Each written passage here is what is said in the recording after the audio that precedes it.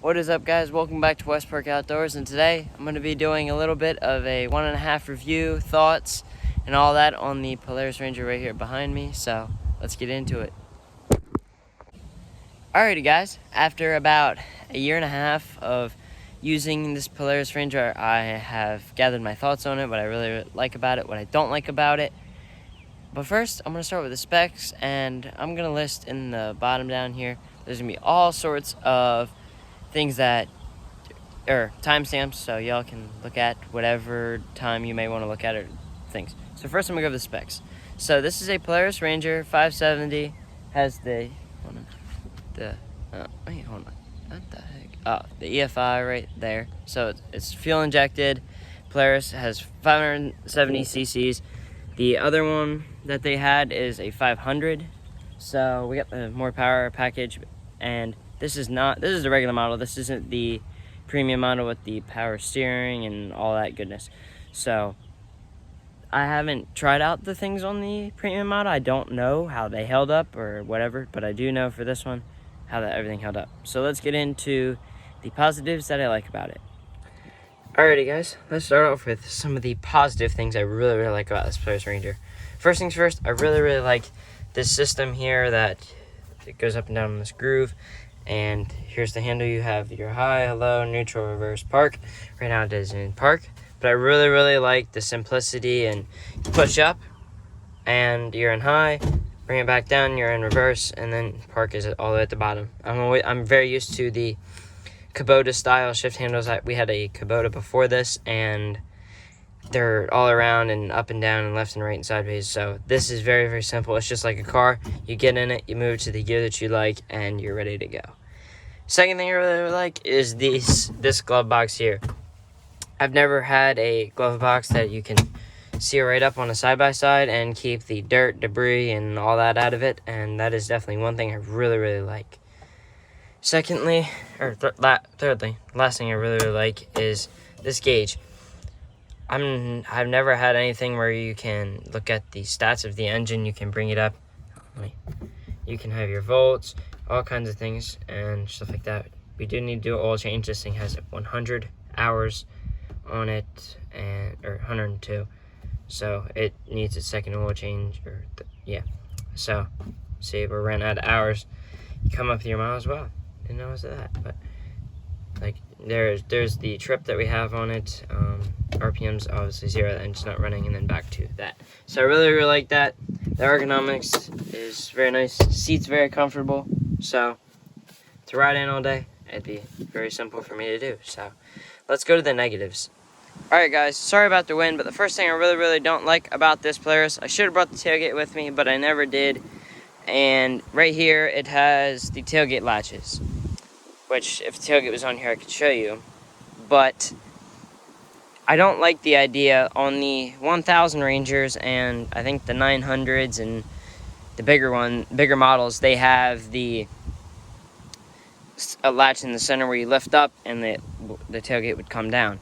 On this, it's like a latch style, and there's a little bracket that comes around and slides in these two little grooves here on top and bottom, and then you turn it and it latches itself in. So to operate this tailgate, you would need two hands open it. So especially if you're trying to get in or set it down and you may have your hands full, then it's not as simple as it may be with a single latch here in the center. So you pretty much need two hands, and it's just a longer process altogether, which I understand they try to make the cost as simple and as little as possible so you can get one of these at base model. But stuff like that really annoys me, especially when you're trying to put stuff in it. So that's the first thing that I really don't like. Second thing I really do not like about this Polaris Ranger is shifting gears from anywhere from high to low to neutral to park is fine. But anytime you go from any of these besides park to reverse, you do one of two things. You either overshoot it and end up in park, or it would flash up here on the dash. So let me turn the key and I'll show you. So you can come up, okay, so now I'm in park, push all the way up in high, but I bring it back down and see it's saying reverse there. But on this gear selector, I'd have to tap it down a little bit to get it into gear to go in reverse. I really don't like that. When you go from maybe high to low, you feel the click, and it's very simple. But when you go to reverse, it's a very vague. You don't know where you're at. Like right now I'm in, but I could just barely overshoot it by a little bit, and you would end up grinding the belt, and you would hear it, and it does not sound good. Especially when you go in there and you push the throttle a little bit and you hear the grinding, that's no fun. So especially on your belt, that's not good for wear and tear. So that is about it for that, and I'll show you my last dislike. My last dislike of this really applies to almost all side-by-sides, but really this one is very, very bad about it, and I do not recommend getting a windshield without some sort of back protection system for it. For this, when the wind comes by, and especially if you're in a very dusty climate, and in the summer where you have a lot of dust, this is not great, because the wind will come through, and then it'll recirculate back. It'll come right back through here where we have the back screen thing, whatever you want to call it, and it'll come up above the roof and around and come directly into your eyes. And especially when you're trying to drive, that's not good for either your eyes and being able to see and not getting in a crash. So I do not like that at all, but that applies to mostly all side-by-sides, not just this one. But I really don't like that, just because it gets in your eyes, and then you have to stop and possibly maybe put water in your eyes and get all the dust out. So I really don't like that. So my last dislike really is these doors. They're very, so I'll pin this up real quick and change my angle. So pin this up, you're like this. This hangs down, and it's not tight like it could be. Like it could be more like that, but instead it's all droopy down, and it doesn't look good. And I don't see how this could protect you as well from falling out unless it was more like that, which it was probably its designed use, judging by how this is drooping down. If they wanted it like that, they would make it, I think. So really don't like that. This is also tightened up, so anybody in the comments that's tightened up, so I can tighten this up, but it doesn't do much. So that's really my last dislike about this. So let's go to look at the paint and bodywork and the suspension and all that, how well it's held up. Alrighty guys, we just washed this up the other day, as you guys can see in the earlier videos, but I'm going to go over a little bit of how the paint, bodywork, and all that is held up over the past year and a half that we've been using it. So if you come down in here, all looking around the engine, it's very good. Everything's held up very well. No hoses have broken, nothing's dry rotted. The wheels we just really pressure washed up, and they got all the dust and dirt out of them, and they've held up pretty well. I didn't do a great job of cleaning the wheels, but they've held up very well. They're still there. They still have their normal color, and they haven't faded much. This plastic here, this bed, has done very well. There's a little nick here, and some of the plastics are kind of, something got in there, maybe a sharp object of some sort, possibly a stick or branch or something of that really got in there. Inside the bed, we've had sticks, wood, logs, all kinds of things in here. It's held up well. There's minimal damage at all, if there is any. There's two little holes also up here that let water drain out, so if you do get water in here, very good. We don't use the lock and ride system on this, but it hasn't really affected how well the bed has held up to abuse. So then we come up here. This paintwork has minimal scratching just from washing it and the dust and all that being on it, so it's held up well. Windshield, really, really good. It has held up astoundingly well. I thought it would be all sorts of scratched up by now, but this is the plastic, and it's held up fairly well. I don't have any complaints on that.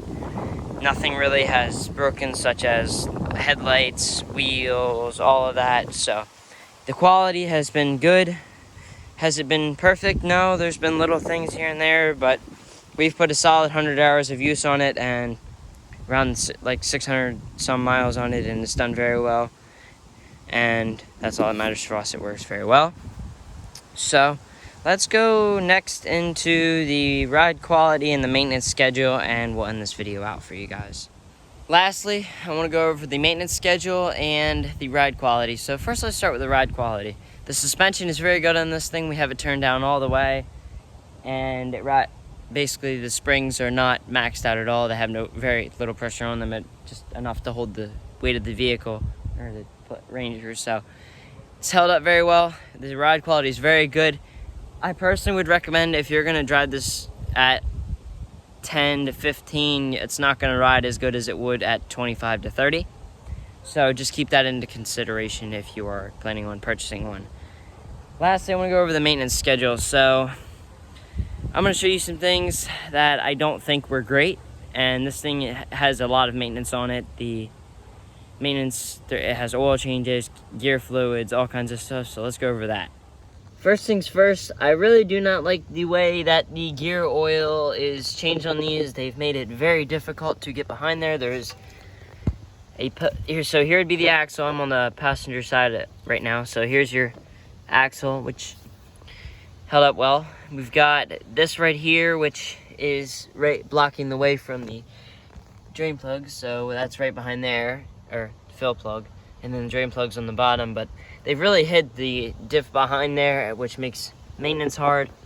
The back diff is easier, but not as easy to it's easier, but still it's not easy to service, and I really don't like that about this machine. I wish that the gear oil would be in the front and rear would be a lot easier to change and maintain, but that's how the machine was designed, and that's how it's going to be. So let's shut this and go around here to the back. So when designing the oil filter on this, they put it in a bad spot again. The engine oil is very simple to change. When we did change it, there was a lot of oil, not a lot, but a little bit that ended up here on the skid plate, and that took a while. You had to wash it out and get it all cleaned up. And lastly, I want to show this oil filter spot.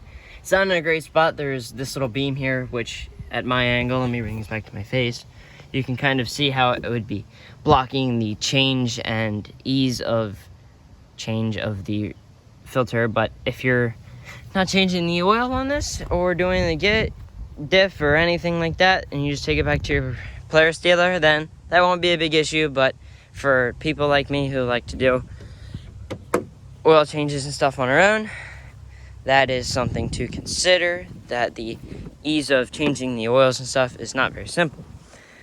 And that is about it. So let me wrap this video up and get it up here for you guys tonight.